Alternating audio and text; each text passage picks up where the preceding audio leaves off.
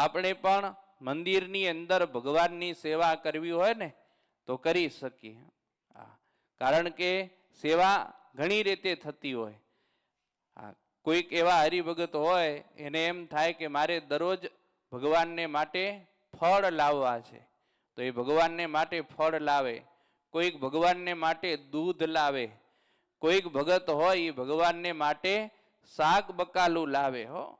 આવી રીતે ભગવાનની કંઈક પણ નાની મોટી સેવા મંદિરમાં આવીને ભગવાનને રાજી કરવા માટે ભગવાનના ભગતને ગોતી લેવી. છેલ્લી બાકી સાફ સફાઈની સેવા હોય ને એ પણ મોટી સેવા છે. જો આપણા મંદિરમાં તમે બધા માળા ફેરવો, પછી માળા રાખી જાઓ, તો સવારના 1 કે 2 હરિભગત આવે ને બધી માળા વ્યવસ્થિત રાખી અને ત્યાં ગોઠવી જાય. તો આ એક નાની સેવા છે, પણ દરરોજની સેવા છે ને એનાથી ભગવાનનો રાજીપો મળતો હોય છે. એટલે જેને સેવા કરવી હોય ને એને સેવા મળી જાય. બાકી સેવા ન કરવી હોય એના માટે બાના ઘણા હોય. નાની સુની જેવું પોતાના ઘરની અંદર હેત હોય ને એવું મંદિરની અંદર હેત કરવાનું. ક્યાંક સફાઈ સુફાઈની જરૂર હોય, ક્યાંક બાવા જામી ગયા હોય, ક્યાંક કચરો દેખાય તો હવે એ મંદિરવાળા કરશે નહીં, પૂજારી કરશે, આવી ક્યારે ભાવના મનની અંદર રાખવાની નહીં. આ આપણું મંદિર છે, અહીં આપણે જેટલી સેવા કરશું એટલું આપણું હૃદય એને આપણે ચોખ્ખું કરશું. અને ક્યારેય એવી ભાવના પણ ન રાખવાની કે આપણે લઈ આવીએ તો પૂજારી ખાઈ જાય. આવું મનમાં ક્યારેય ન રાખજો. અમને ઘણા બધા પ્રશ્ન આવતા હોય એટલે હું કહું છું, ભગવાનને માટે બધું આપણે કરવાનું છે. અને તમે જે કાંઈ લઈ આવો છો એ ભગવાનને ઉદ્દેશીને લઈ આવવાનું છે. તમે જેમ તમારા પરિવાર માટે કંઈક સારામાં સારા ફળ હોય, શાક આવ્યું, તો એવું મનમાં થવું જોઈએ કે પેલા મારા ઈષ્ટદેવ માટે લઈ જાઉં. પૂજારીની ભાવના ક્યારેય આપણે રાખવાની હોય જ નહીં. અને ભગવાનની સેવા, આટલું મોટું મંદિર છે, તમે બધા એ ખૂબ સેવા કરો છો, ધનથી સેવા કરો છો, તો મંદિરની કમિટી હોય ને એને પણ ધ્યાન રાખવાનું કે ભગવાનની સેવા બરોબર થાય છે કે નથી થતી. કારણ કે તમે બધા દાન આપો, કેને જોઈને આપો? કમિટીને જોઈને આપો કે ભગવાનને જોઈને આપો? ભગવાનને જોઈને આપો ને. તો કમિટીની ફરજ છે, ભગવાને એને સેવા સોંપી છે તો એને પણ ધ્યાન રાખવાનું કે ભગવાનના થાળ બરોબર થાય છે કે નથી થતા. ઘણા સાધુના ભગતો સાધુ હોય ને ત્યાં અમારે ફળના ઢગલા થાય. ત્યારે સ્વામી શું શાક લઈ આવું? મોઘામાં મોઘી વસ્તુ આવી જાય. અમારા ભગત થવાની જરૂર નથી, પણ કેના ભગત થવાનું? એ ભગવાનના ભગત થવાનું છે. એટલે હંમેશાને માટે એવી શુદ્ધ ભાવના રાખવાની. મંદિરની કમિટીઓ એને ભગવાનને માટે $5-25 કે રૂપિયા વાપરવા પડે તો વાપરવા. એવું ન ભાવી લેવાનું કે હરિભગત 2 કેળા લઈ આવે ને એનાથી 4 વાગ્યાનો મેવો થઈ જાય ને. આવું ક્યારેય વિચારવાનું નહીં. ભગવાનની બરોબર સેવા થવી જોઈએ. ભગવાનને શાક દરરોજ બટેકા જ નથી આવતા ને. ન હોય તો પછી પૂજારી બચાડા બટેકા ધરે ભગવાન, બીજું શું થાય? એ તો 24 કલાક હોય જ પાછા. એટલે આ બધું કમિટીને ધ્યાન રાખવાનું. સાંજના ખીચડી થવી જોઈએ, બપોરના દાળ ભાત થવા જોઈએ, સવારના નાસ્તા માટે મિષ્ટાન હોવું જોઈએ, દૂધ હોવું જોઈએ. ક્યારેક કહેવાનું ભગવાનને માટે આજે કંઈક બનાવજો, પૂજારી કંઈક નવો થાળ બનાવજો. કે કીધીક પૂરણપોળી ભગવાનને જમાડીએ, કીધીક શ્રીખંડ જમાડીએ, કીધી દૂધપાક જમાડીએ. મહારાજને પૂછવાનું કીધીક આજે શું જમશો? મેસૂબ જમવો હોય તો મહારાજ આજે મારી રસોઈ મેસૂબની હો.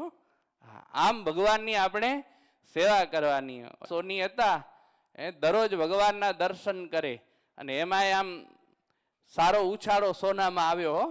તો જરાક આમ સારી કમાણી થઈ. એટલે મહારાજને 2 હાથ જોડીને કહે કે પ્રભુ, આ વખતે સિઝન બહુ સારી છે કે માટે કંઈક જરૂર હોય તો કહેજો કે હું તમારા માટે લાવી આપીશ. કે દરરોજ પ્રાર્થના કરે.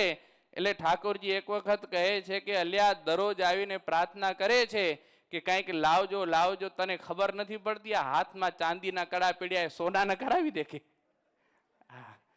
પૂછજો નકા ભગવાન કીધી કે.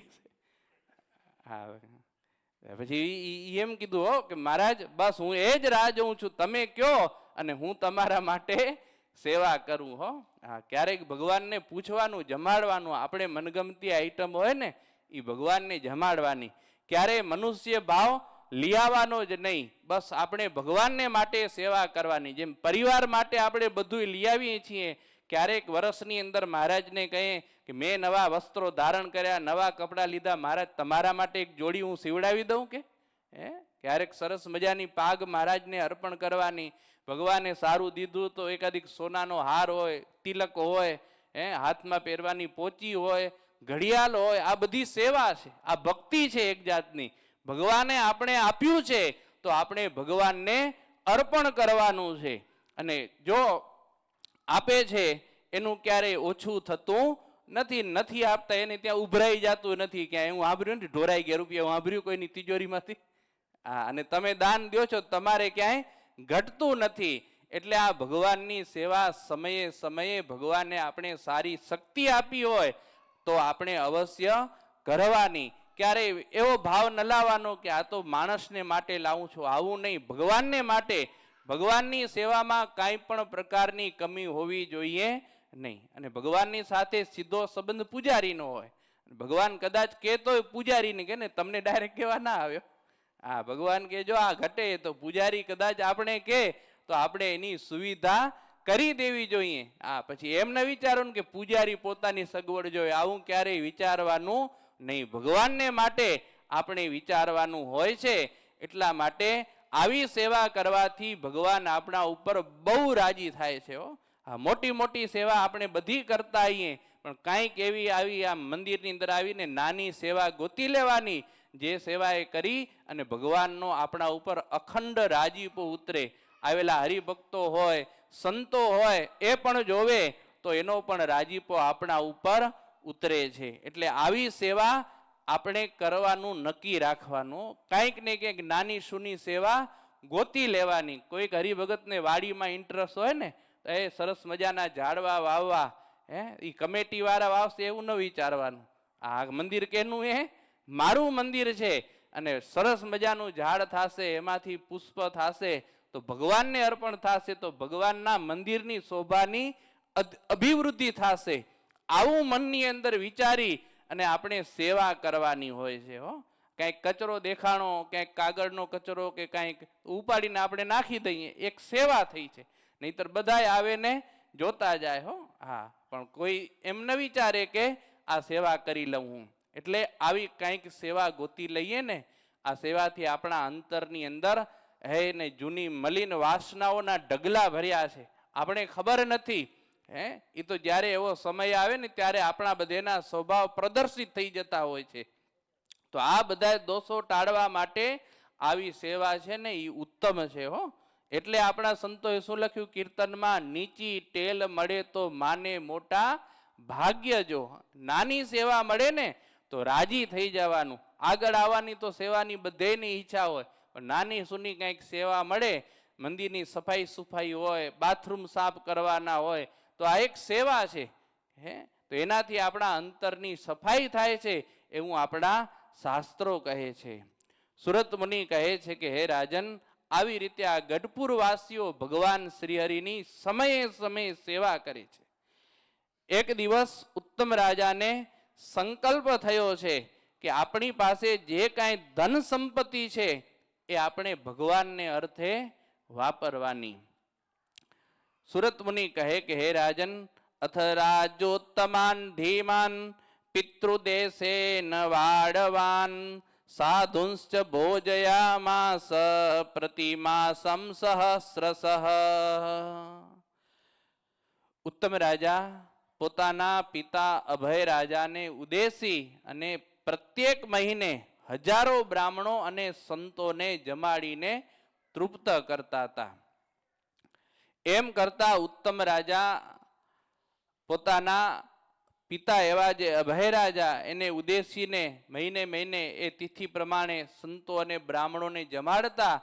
એને 1 વર્ષ પૂર્ણ થયું છે. અને પોતાના ઘરે અખંડ નિવાસ કરીને રહેલા એવા ભગવાન સ્વામિનારાયણ એની પ્રસન્નતાને માટે ઉત્તમ રાજા પોતાના વિચક્ષણ એવા જયાબા અને લલિતાબા આ બંને બહેનો પાસે ગયા છે. બંને બહેનોએ પોતાના ભાઈને આવકાર્યા છે અને વિનમ્ર ભાવે બંને બહેનો પ્રત્યે ઉત્તમ રાજા કહેવા લાગ્યા કે હે બહેનો, તમને ભગવાનમાં નવધા ભક્તિ કરવાની અંદર ખૂબ શ્રદ્ધા છે, ખૂબ હેત છે અને સાથે સાથે તમે લૌકિક વ્યવહારમાં પણ નિપુણ છો. તો હું તમારી પાસે અહીં આવ્યો છું. કારણ એ જ છે કે આપણા ઘરે સાક્ષાત ભગવાન શ્રીહરિ બિરાજમાન છે. તો આપણી સંપત્તિ એ ભગવાનની પ્રસન્નતાને અર્થે વપરાય, અર્થાત કે આપણી સંપત્તિ ભગવાનને રાજી કરવાને માટે વપરાય. આપણે બીજી જગ્યાએ વાપરવી યોગ્ય નથી. આપણા પિતાજી જે પ્રમાણે ભગવાન શ્રીહરિને રાજી કરતા એ જ પ્રમાણે આપણે પણ ભગવાન શ્રીહરિને રાજી કરવાના. આપણા પિતાજી ભગવાન શ્રીહરિને રાજી કરવા ઉત્સવો કરતા. તો મને પણ એવી ઈચ્છા છે કે જન્માષ્ટમી, રામનવમી, દિવાળી આવા જુદા જુદા ઉત્સવો આપણે પણ ઈચ્છીએ. તો હે મહાવ્રતવાળી બહેનો, આ ઉત્સવની અંદર તમે સહભાગી થાવ અને આ ધર્મ કાર્યનો ભાર અવશ્ય તમારે જ વહન કરવાનો છે. કારણ કે આ જે કાંઈ સંપત્તિ છે, દાસ દાસી, નોકર વર્ગ જે કોઈ છે ને, એ બધાય મેં તમને બંને બહેનોને આધીન રાખેલા છે. માટે તમને કંઈક પણ જરૂર પડે તો તમે મને કહેજો, હું તમામ પદાર્થ લાવીશ. અને આ ઉત્સવની અંદર એને હજારો સંતો આવે, હજારો હરિભક્તો આવે, હજારો બહેનો આવે. તો આ બધેને માટે ઉતારાની વ્યવસ્થા, સ્ત્રી ભક્તજનો આવે તો એને પણ રહેવાની, જમવા કરવાની વ્યવસ્થા, આ બધું તમને બંને બહેનોને કરવાનું છે. સુરત મુનિ કહે કે હે રાજન, આવી જ્યાં ઉત્તમ રાજાએ પોતાના બંને બહેનોને વાત કરીને એટલે બંને બહેનો ખૂબ રાજી થયા હો. અને લલિતાબા કહેવા લાગ્યા કે ભાઈ, તમે તો બહુ સરસ કામ કર્યું. અમારા મનમાં પણ આવો જ સંકલ્પ હતો અને એ સંકલ્પ તમે સિદ્ધ કર્યો છે. માટે વાર્ષિક વ્રતો એ અવશ્ય આપણે ઉજવવા. આપણે આપણા ધન છે એ ભગવાનની સેવાને માટે વાપરવું. અને આમે નિયમ છે કે જે ભગવાનનો ભક્ત હોય ને, તો એના પાસે જે કાંઈ ધન સંપત્તિ હોય એ બધી કેના માટે વપરાય? ભગવાનની, સંતની, સત્સંગીની, મંદિરની સેવાને માટે સંપત્તિ વપરાય. અને એ જ ભગતની ક્રિયા પણ કેવી હોય? બધી એ ભગવાનને અર્થે જે ભક્ત પોતે ક્રિયા કરતો હોય છે.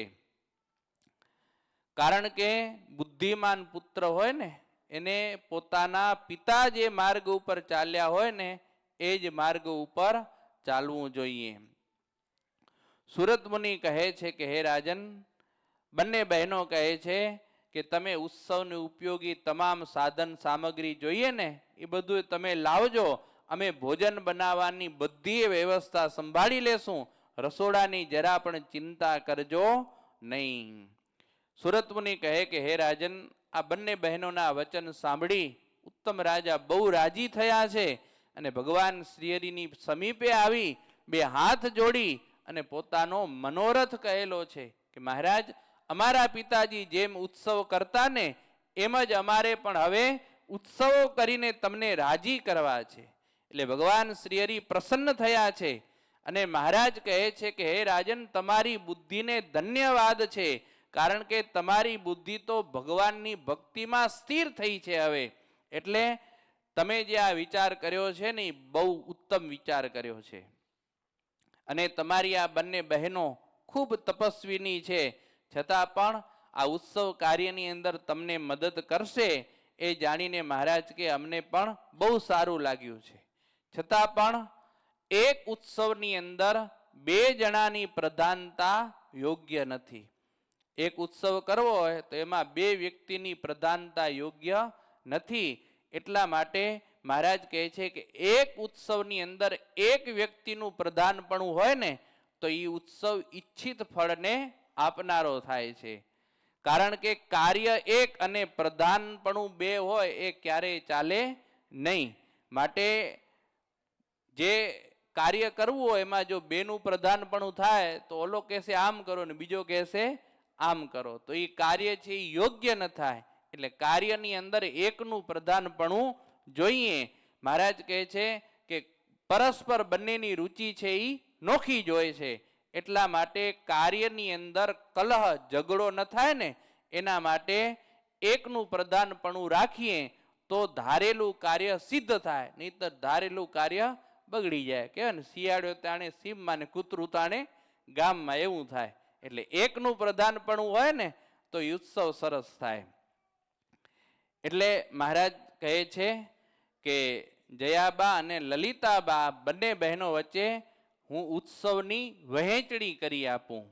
એટલે મહારાજ વહેંચણી કરતા કહે છે કે સાંભળો, ઉત્સવાહ શુક્લ પક્ષિયા યેસ્યુ કૃષ્ણસ્ય તે સુતુ જયે તૈવૈવ મુખ્યત્વમ પાકાદીનામ વિધાપને કૃષ્ણ પક્ષીયોત્સવેષુ લલિતે તવ મુખ્યતા યુવાભ્યામ તે વિધાત્વયા દેશકાલાનુસારત. મહારાજ કહે છે કે જયાબા એ મહિનાના સુદ પક્ષમાં જે ઉત્સવ આવે ને એ ઉત્સવ કેને કરવાના? જયાબાને કરવાના. એમાં પ્રધાનપણું એનું, એ કહે એમ ઉત્સવ થાય. રસોડાની અંદર આઈટમ બનાવી હોય તો પણ એ કહે એ પ્રમાણે આઈટમ બધી એ બનાવવાની. અને મહારાજ કહે છે કે હે લલિતાબા, તમારે મહિનાના વદ પક્ષમાં આવતા તમામ ઉત્સવો કરવા. એમાં જે કાંઈ પાક બનાવવા હોય, એમાં જે કાંઈ ઉત્સવ આવે, દિવાળી, હોળી, પડવો, જે કાંઈ આવી એ કેને કરવાનું? તમને કરવાનું. હો. એટલે મહારાજે આવી રીતે બંને ઉત્સવ ગોઠવી આપ્યા. 15 દિવસની અંદર વદ પક્ષ અને સુદ પક્ષ. હા, વદ પક્ષની અંદર કોનું નામ આવે? વદ પક્ષમાં લલિતાબા અને સુદ પક્ષમાં જયાબા. આવી રીતે મહારાજે ઉત્સવની વહેંચણી કરી. અને મહારાજ કહે છે કે જુઓ, એને અત્યારે સારો સમય છે, એટલે દેશકાળને અનુસારે ઉત્સવ ઉજવવા અને ભગવાનને રાજી કરવા આવો જે તમારો અંતરનો ભાવ છે ને, ભગવાન શ્રી હરિ કે આવો તમારો ભાવ છે ને ફળીભૂત થાવ. હવે આપણે પણ ઉત્સવ કરાવવા હોય ને તો ભાવ શું રાખવાનો? કે ભગવાન મારા ઉપર રાજી થાય તો એ ઉત્સવ છે ને સક્સેસ જાય. માણસને બતાવવા માટે ને પબ્લિકને બતાવવા માટે કરીએ ઉત્સવ કે નહીં ફલાણા હરિભગતે શું ઠાકરઠારી કરાવ્યો. હા, એમ નહીં, પણ એ હરિભગતે ઠાકરઠારી કરાવી હોય તો ભાવના કેવી હોવી જોઈએ? કે મારા ઈષ્ટદેવ ઘનશ્યામ મહારાજ મારા ઉપર રાજી થાય. દિવાળી હોય, તુલસી વિવાહ હોય, હિંડોળા ઉત્સવ હોય, હોળી ઉત્સવ હોય, ગમે તે ઉત્સવ કરાવીએ તો આપણે ભાવના શું રાખવાની? કે આ ઉત્સવ પાછળ મારા ઈષ્ટદેવ ભગવાન શ્રી હરિ રાજી થાય. આવી ભાવનાથી ઉત્સવ કરાવો તો ઉત્સવ તમારો પરિપૂર્ણ ઉત્સવ છે ને ફળીભૂત થાય છે. બાકી વખાણ માટે કરાવી નાખીએ કે લખી નાખો અમારા 5000 ને એવી આમ ચકાચક ઠાકરઠારી કરાવજો કે આમ લોકો બધા વખાણ કરવા જોઈએ. આ કાજુ કતરીની પ્રસાદ દેવાની કે લોકલ આલે નહીં કે. હા, એમ વાવા કરાવવા માટે કરાવીએ તો ભગવાનનો ભાવ ઉડી જાય. હો. હા, એટલે આપણે ભગવાન રાજી થાય ને એવી ભાવનાથી કરાવવાની. હે ને ઠાકોરજી રાજી થાય એના માટે ભગવાનને સારી પ્રસાદી ધરજો. આ બધા હરિભક્તોને માટે સારામાં સારો પ્રસાદ બનાવજો. આવી ભાવનાથી તમે વાત કરો ને તો એનો સ્વાદ કંઈક અલગ હોય. ડાયરેક્ટ વાત કરો એમાં માણસને રાજી કરવાની ભાવના આવી જાય. એટલે ભગવાનના ભગતને બોલવામાં પણ વિચાર રાખીને વિવેકથી બોલવાનું કે અમારા દીકરાના ઠાકરઠારી લગ્ન પ્રસંગે કરવી છે કે જન્મદિવસ પ્રસંગે કરવી છે તો ભગવાનનો રાજીપો અમને પ્રાપ્ત કરવો છે. તો એના માટે આ પ્રમાણે આપણે ઠાકરઠારી ઉત્સવ કરીએ. હો. એટલે ભગવાન શ્રી હરિ ખૂબ રાજી થયા છે